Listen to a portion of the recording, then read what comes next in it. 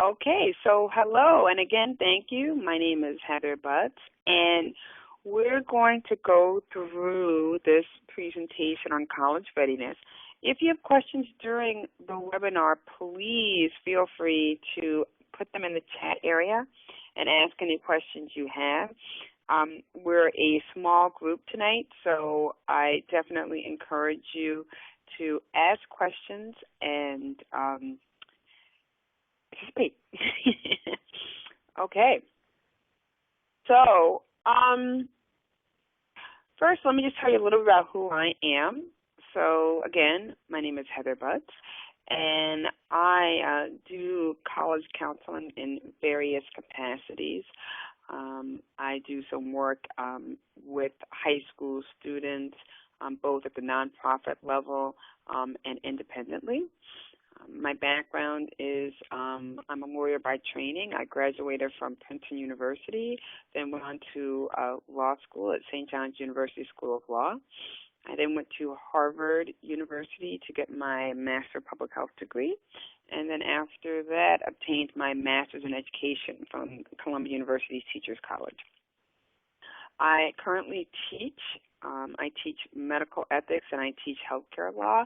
I also run a nonprofit, and I do this college counseling work and online training and education.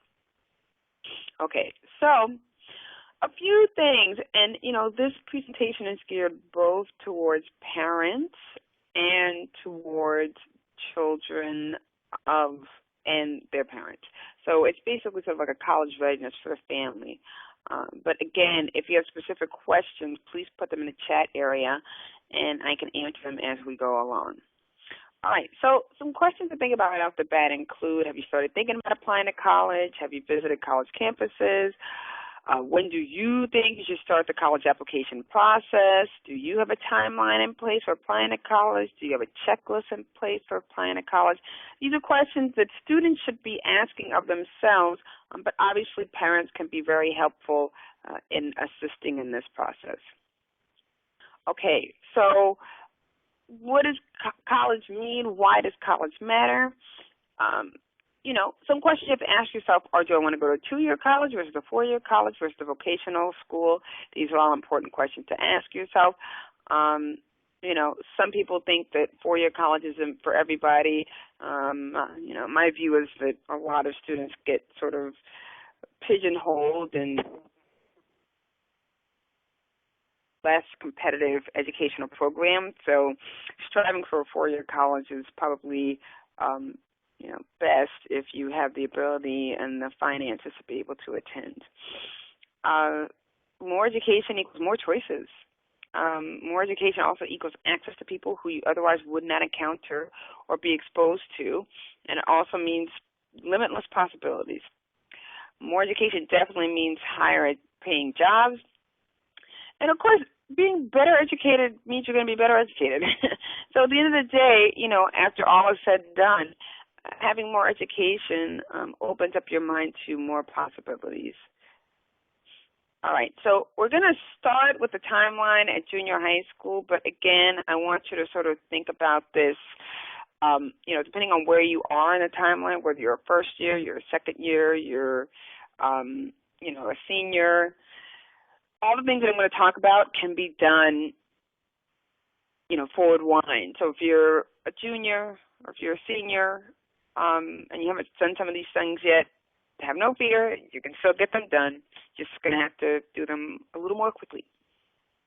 All right, so first thing everybody needs to do is create a timeline, whether it's for the next 4 years, the next 6 months, the next 2 years. Create a timeline for yourself of what needs to get done. Next, you need to concentrate on grades. You need to make sure your grades are excellent and maintain those excellent grades. Grades and SAT scores are sort of what get your foot in the door. And if you don't have those, then it's a little bit more difficult to get that foot in the door. All right, you want to start to prepare for transitioning into high school if you're not there yet, or if you already are in high school, to maintain that transition. Find a mentor. I talk about this a lot, and by that I really mean find a champion, somebody that's really going to take you under their wing and help you through the entire process. and take challenging courses. So you want to definitely take challenging courses, especially in the STEM areas. So we're continuing on with this junior high timeline, but again, if you're already in high school, you can start this timeline now. You want to take challenging courses, but you want to take challenging courses that you enjoy. I get this question a lot from students. They ask about AP exams. So what about APs and AP exams and AP classes, and what do I need to do, and so forth? You know, I mean, if you're taking 50 AP courses, but you're doing well in about half of them, and the other 8 or so you're struggling in, that's not wonderful. So you want to take challenging courses, but you want to take courses that you enjoy and that are challenging to you in a positive way, not in a negative way. Like, you know, oh my goodness, I dread going to school. I can't take it. Start thinking about advanced placement, college credit courses once you get into high school. And certainly if you're in high school, you should not only be thinking about this, you should be implementing this. And you want to talk to your family or your mentor, if you have one, and you want to start, you know, thinking about finances for school. It would be great if you could start at an early time. The earlier you start, the better. You don't want to wait till the last minute to try and finance your college career. All right, so now we get to freshman through junior years. Obviously, you want to do well in school, cultivate a relationship with mentors, begin to visit schools, do well in school. And then again, you really got to start researching these scholarships and grant programs. It's critical. And resume. Everybody should have a resume. Certainly by your sophomore year in high school, you should have a resume. It should be robust, organized, neat, discernible. So if you don't have a resume at this point, you need to create one. Okay, so extracurriculars are critical. And again, you don't just want to get involved in extracurriculars for getting involved in their sake. You want to get involved in something you like, you enjoy, that you can really commit to. You know, it's much better if you do 2 or 3 extracurriculars really well than doing 15 poorly. That's not a good look, and it's going to come across in your interviews and your essays, on your resume. So do a couple of things well. Don't do a bunch of things semi-well. Review your timeline. Make sure you're on schedule. So at this point, you should have a timeline. You should be reviewing it on a very regular basis. And if you're off somewhere, you need to, correct yourself, okay? And create a to-do list. So in addition to the timeline, you also want to have a to-do list. It's a companion to that. And essentially, you're just checking off things you need to do. Need to ask for recommendation letters, check. Need to set up interviews, check. Need to download applications, check. You need to have a very detailed to-do list. If you're having trouble in a particular area, get help. There's no shame in getting help. What there is shame in is floundering and not doing well in something where you could easily right yourself by getting the help you need. And surround yourself by supportive friends. So, and parents can help with this. It's not great to be surrounded by people who are not supportive. You want to surround yourself with supportive people who will encourage you and make you strive to do even better. All right, junior year, summer before senior year. You want to review that resume. This is a very active time for most students, so probably you'll be doing lots and lots of things. You want to make sure they're all added to your resume. Visit as many prospective colleges as possible. And at this point, you should have a list of colleges. That's the next thing that you want to apply to. It is really tough to visit colleges, and that's another webinar we're going to have just on the college visit. That deserves its own webinar. But it's really, really, really, really difficult to visit colleges if you don't have a college list. Yeah, you can just haphazardly visit colleges, but it's a waste of your time. Why visit colleges that you're never going to apply to? And again, in the college visit, we talk about how to properly do a college visit, what the purpose of the college visit is. A lot of the purpose of the college visit is so that schools can get to know you, not just so you can get to know schools. List all colleges you want to apply to. That we said that already. Register for the SATs. Take the SATs. Take an SAT prep course. I mean, everybody's taking them these days. So if you don't take one, you're not going to be doing yourself any services. And, courses nowadays, they have financial aid and scholarships. So do a little research and see if you can get some financial aid for a prep course. If you're a good student, this probably will be, more possible. Fall senior year, this is where everything sort of kicks in. So you're going to speak with your guidance counselor, make sure you're on track with grades and classes, make an appointment with them. You should have already been meeting with them. Complete your college list. Make sure you have a few safety schools, a few READ schools. We do a separate section just on the college list. So make sure that's where it needs to be. If you're applying early decision, early action, you need to be, it's in full swing at that point. And you need to start preparing for the college interview. And again, another webinar we're going to be doing is just on the college interview and what you need to do to prepare for that. That's critical. And some students don't take it seriously, and then they get into the interview and they realize they should have taken it seriously. But college interviews require practice. Just like, interviews when you become an adult. College interviews require practice, practice, practice. Start identifying who you will be getting letters of recommendation from. That is key. Make sure that you're picking somebody who likes you. You'd be surprised. Students pick people who are kind of lukewarm on them, and then they wonder why they get these lukewarm letters of recommendation. Take the SATs if you need to again. Hopefully you took them as a junior and you're done, but sometimes it doesn't work out that way. You have to take them again. Make sure your scores are being sent to the appropriate schools. And at this point, you'll be filling out applications, so you just want to go over them, proofread. Applying for school at this point is your job, so it's what you need to focus on. Winter, spring, senior year, make sure your grades have been sent, that you finish your applications. Hopefully they are done, certainly by, early winter. You got to keep those grades up. Some schools are looking at grades through the end of your senior year. Get into schools, visit schools one last time. Oftentimes, once you get into schools will give you incentives to come out and visit them. Take advantage of those. And then thank everybody who helped you during the process, preferably with actual handwritten letters. It's very nice. Give a thank you to people.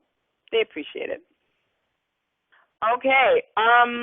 Resumes, I'm happy to look at anybody's resumes. So if you have your resume, you can send it to me. I will give you my email at the end. Feel free to do that.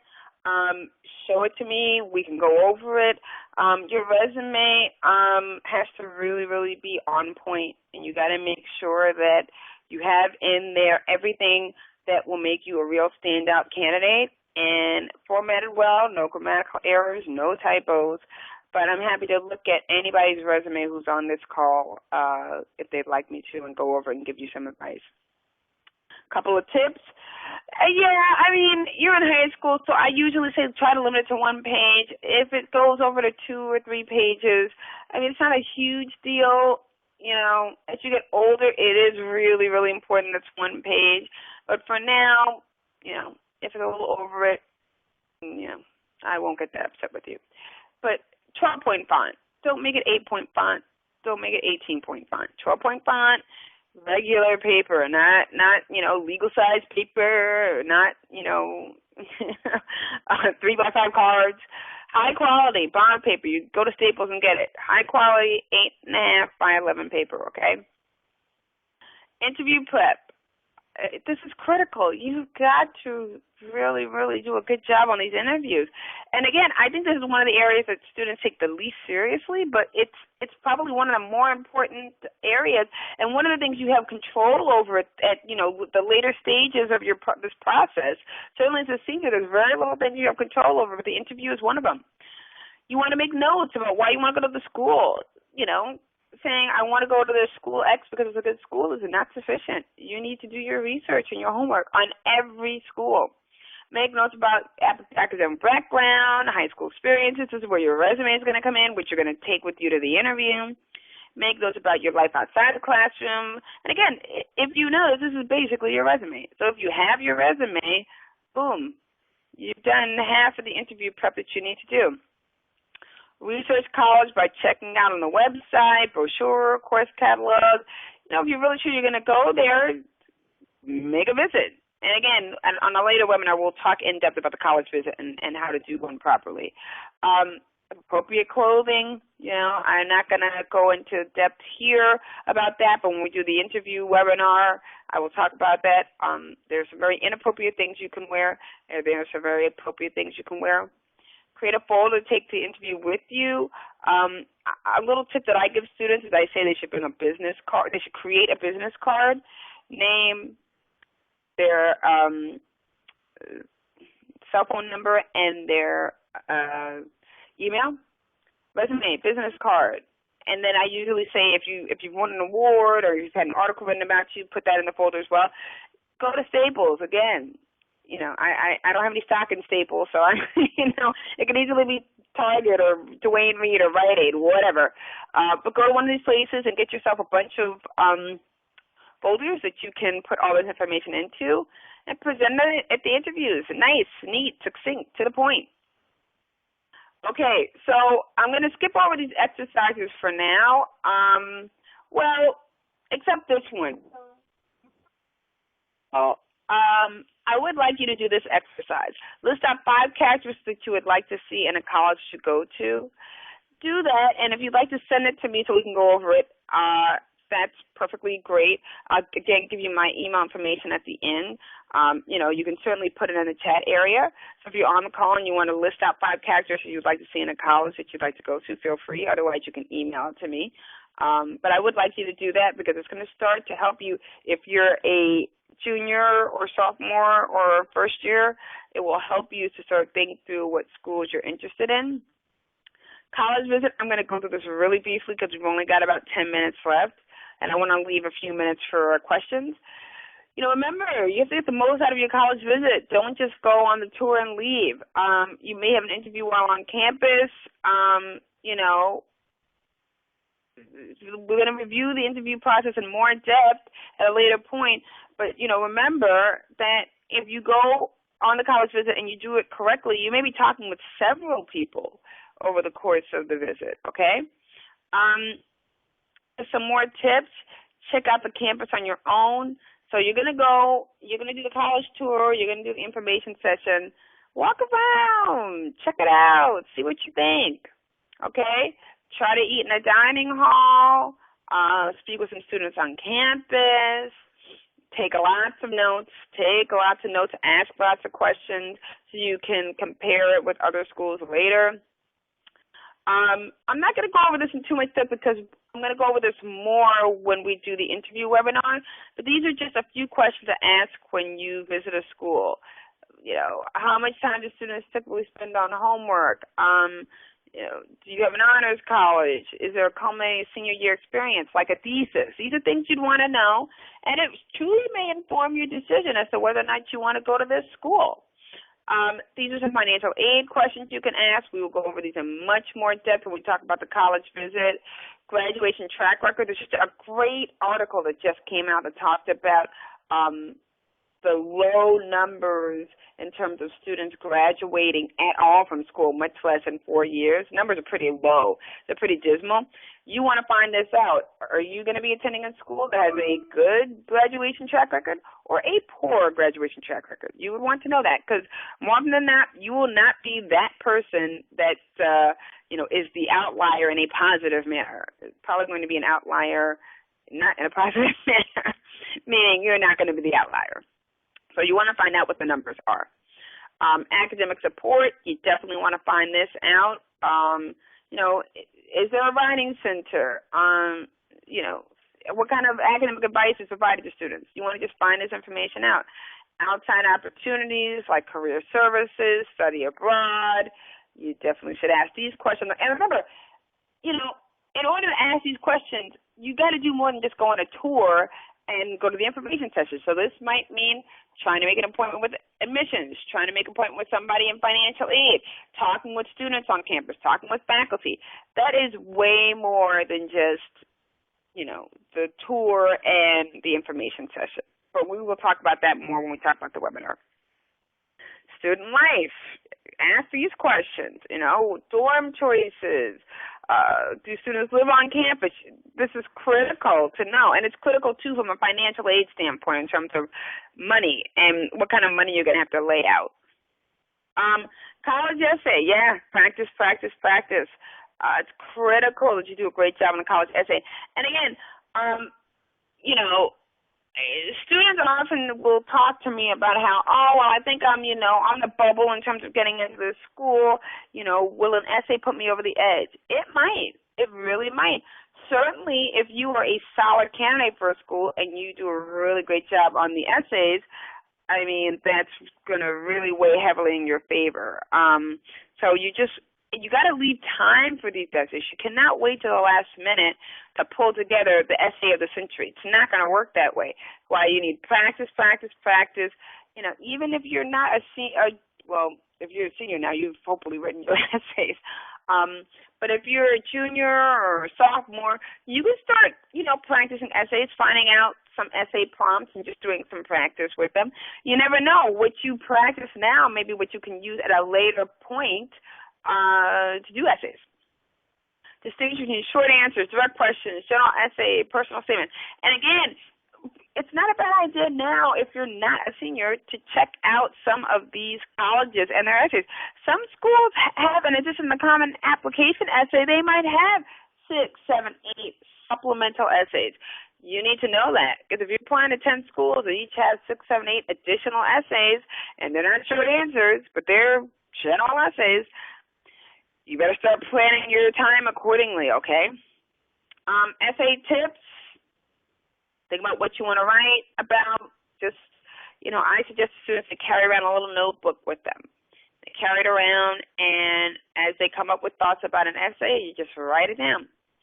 If you have a resume, take a look at it, right? So hopefully you do, or you will have one. Take a look at the resume. It's a great place to start off to think about what you want to write about. What makes you unique or different? These are things you can think about, and they go to the heart of creating a great essay. Your favorite book, your favorite movie. These are all things that give you ideas of what to write essays about. A trying time in your life. Now, again, you don't want to write about something that's so painful that every time you think about it, you start bursting into tears, right? So something that you can actually talk about, because, again, if you're talking about in the essay, it may come up in some other form, and you want to be able to actually talk about it. But if you can talk about it, great. Substantial extracurricular activity that's had meaning for you, or something you used to do that maybe you can't do anymore. You got injured, you hurt yourself, you used to play soccer, but now you can't. Something like that, very compelling. Someone who has a great deal of meaning to you, for you, been a great influence on your life. Even why do you want to go to that school? That's compelling. Why do you want to go to Boston University? Why do you want to go to Georgetown? Talking about that can be, I guarantee you, can be very compelling for the school. You're stuck. You need help. Talk with friends, teachers, family members, trusted mentors. Remember them? Your mentor/champion. And then just continue. But again, this process takes time. So if it's, your application is due December 31st and it's, December 27th, this is not going to be a process that you're really going to be able to do, which is why you need to allot several months' time to be able to go through this entire process. The common application prompts were released very early this year, and most schools started releasing their prompts, certainly by late summer, early fall.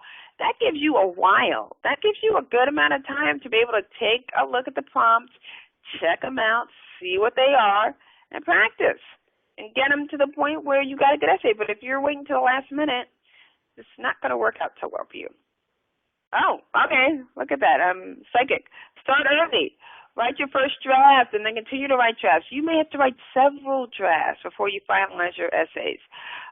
Someone else should definitely read it over to make sure you're conveying what you need to. No typos, no grammatical or syntax errors, nothing like that. And then you're going to read it once more before you finalize. And again, this at this point is your job. Applying to college, when you're a junior, when you're a senior, it is your job. Take it seriously and don't just slap something together and say, oh, I'm done, it's over. Use it carefully and be wise about it, okay? Takeaways, yeah, your essay should be consistent. I mean, if you got a 2400 SAT and a 4.0 average, you're not struggling in school. The school may be challenging for you, but you're not struggling. So if you write an essay about, school is so difficult for me and I just struggle with grades and so tough, that is not true. And it's not consistent. And people are going to say, who is she talking about or who is he talking about? It's certainly not the person with the 2,400 SATs and the 4.0 average, okay? An essay is a great way, though, to truthfully explain certain parts of your application. Just don't regurgitate. Don't repeat what's already been said. But if there's something in your application that doesn't make sense, like you were an A student, but your sophomore year you got straight C's, you're going to have to explain that anyway. Essay is a great way to do it. And diversity is great. Discuss it if it applies to you. Everybody is diverse and unique and special in their own way, so really diversity applies to everybody. Figure out how it applies to you and act accordingly, okay? Remember, essay topics says a lot about who you are, so choose wisely. If you're going to write an essay about Pokemon, well, it better be riveting and really elucidate something about Pokemon. Otherwise, the schools are not only going to wonder about you and the essay itself, but also your topic choice. Pitfalls to avoid: don't try to be tricky. Don't do something with shock value. The essay should tell your reader something that the rest of the application does not tell them. Don't go over the word limit. Nobody likes that. The schools, if they tell you 500 words and you think to yourself, wow, I'm just going to give them double what they want, 1,000 words. That is not a good look for you. It will not impress the schools, and all it says to them is this person doesn't pay attention or they don't follow directions. And don't make up stories. Honesty is the best policy. I believe in karma, and I believe that what you put out in the world really does come back to you. So you make stuff up, it'll probably come back to you in the form of being rejected from school. And remember, schools have several safeguards. So you want to make something up, well, you know what? Somebody's going to write a recommendation letter about you. And your guidance counselor has to weigh in on you as well. And, there's transcripts and other information. So if you're not truthful, I guarantee you, in some form or fashion, it will come out. All right, so we are at the end of the webinar. Does anyone have any questions? If you do, you can put them in the chat area. Any questions? Anybody have any questions? Okay, all right. So I'm going to put my email in the chat area, hmbutts@aol.com. That's HM as in Mary Butts, BUTTS@AOL.com. Feel free to get in touch with me. I would be happy to speak with any of you. And if you're on this webinar, I am offering you the chance to jump on Skype with me for a complimentary one-on-one session. And we will also go over topics like your resume and the interview and so forth. So if you'd like to do that, just email me and I'll get you all set up. But that's complimentary for anybody who's on here right now live to jump on a Skype session with me, and we can go over much of what we just talked about, okay? All right, so take care. Thank you very much, and I look forward to seeing you at the next complimentary webinar. Take care. Bye.